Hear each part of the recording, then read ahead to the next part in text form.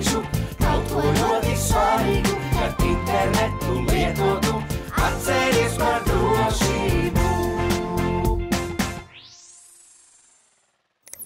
Noslēpumainā karte. Simboli internetā. Kā tos atpazīt un saprast? To, kad darīt Ičiro. Brauca mašīna. Laikam pirmo reizi redzu kaut ko tik piņķerīgu. Kas? Ko tieši? Kas tas ir? Tā ir karte.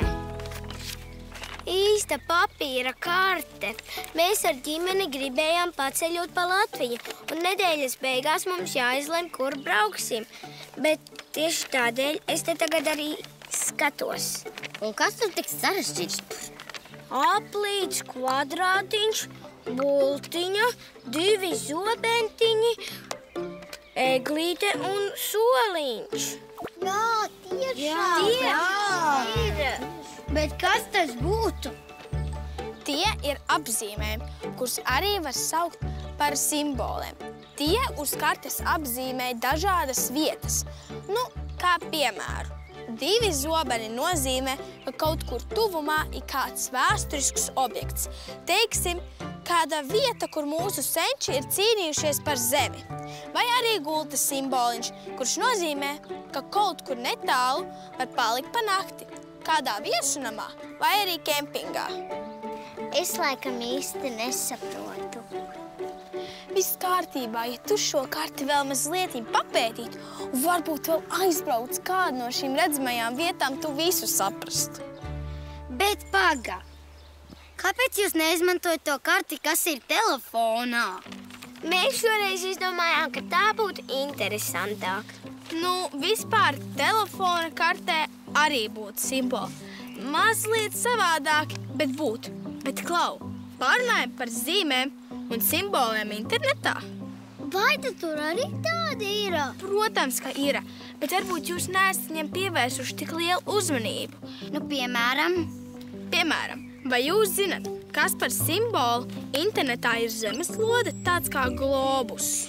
Ceļojums. Nē. Valstis. Ceļojums. Zeme. Pasaule. Konfektes. Tīkls. Nē. Man šķiet, ka zemeslodes simboliņš nozīmē pašu internetu. Tieši tā. Vai jums ir kāda versija, kādēļ tieši zemeslode ir interneta simbols? Jo viņa ir apaļā. Nē. Jo tās savieno internetu saknes? Nē. Jo uz viņas dzīvo cilvēki? Nē. Jo tur var sportot? Nē.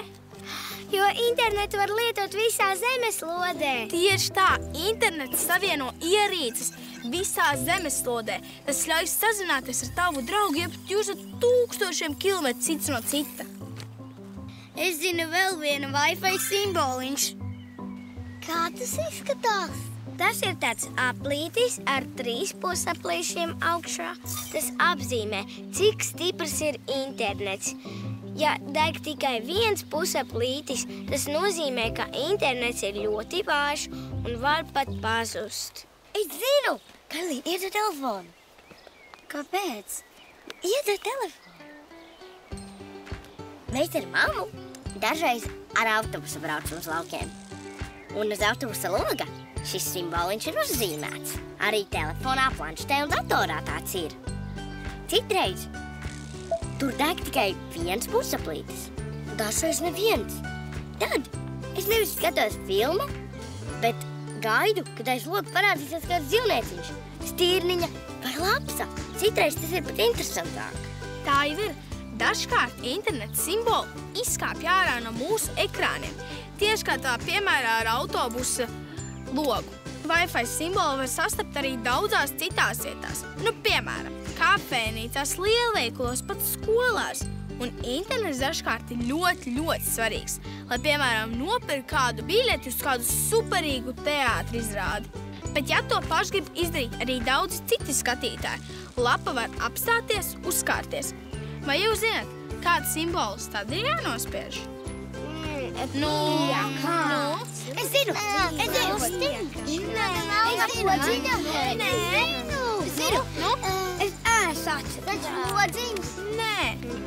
Es zinu, ka viņš ir ekrāna labajā pusē. Iedos telefonu. Pagaidiet, tūlīt atradīšu. Reku tāds ir.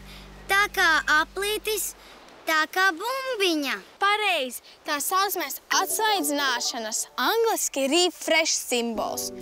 Nospiežot šo simbolu, lapa ielādējas vēlreiz un dažkārt izbēno kaitinošās uzskāršanās. Un vēl ir tādi simboli, kas palīdz aizbēgt no lietām, kas bērniem nav piemērotas. Tie parāda, ka lapu nevar skatīties un tajā reģistrēties tad, ja nav 13 vai 18 gadi. Mums tādās nevajag iet. Tas jau izklausās līdzīgi kā ceļa zīmes. Vai kā brīdinājuma zīme pludmalē. Peldēties ir aizliegts, jo var satraumēties. Tieši tā.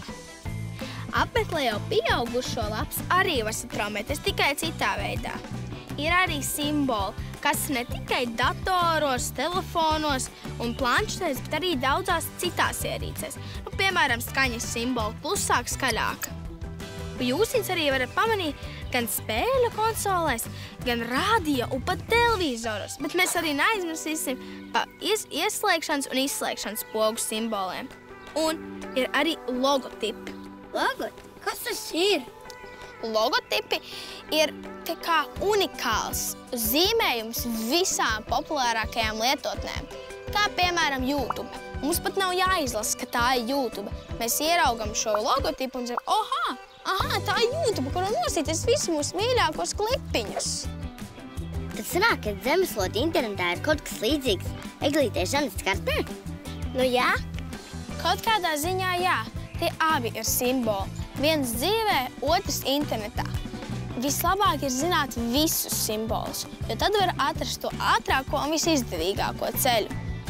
Un katrs simbols nozīmē kādu domu un ideju. Un katram zinātnēkādam ceļotājiem tie visi noderēs. Jā.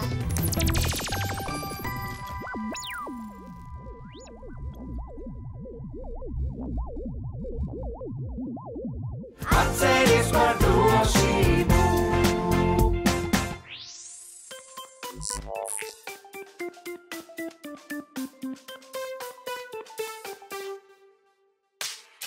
Vai jūs lūdzu pazīstat, kas ir mirkļa birka?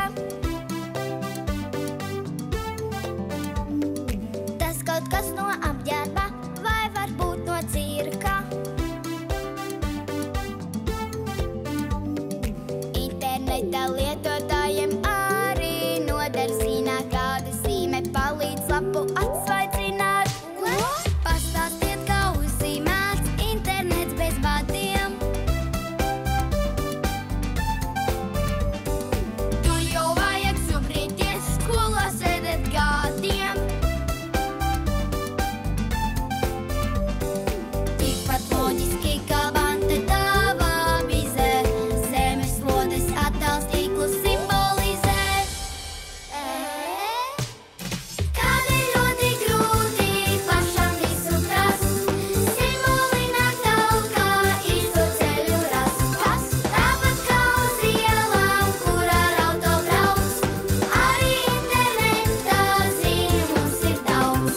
4G un 5G jāatpazīst vaigāk. Gātas ir kā gaiputni, ja tās osīs laikā. Un internetā adreses ir visā pasaulē, tankas Latvijā ir aste.lv. Nē! Kādēļ ļoti grūti pašam visu prast, simboli nāk talkā, īsto ceļu rast. Kas tāpat kā uz ielām, kur ar auto brauc, arī internetā ziņu mums ir daudz.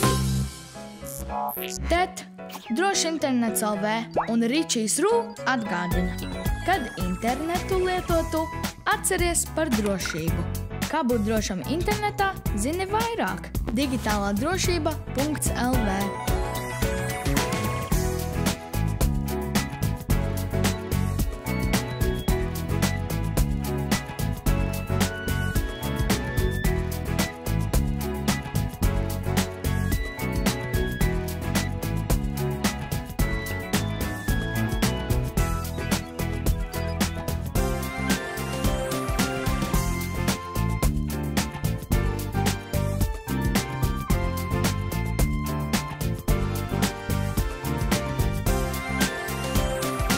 atceries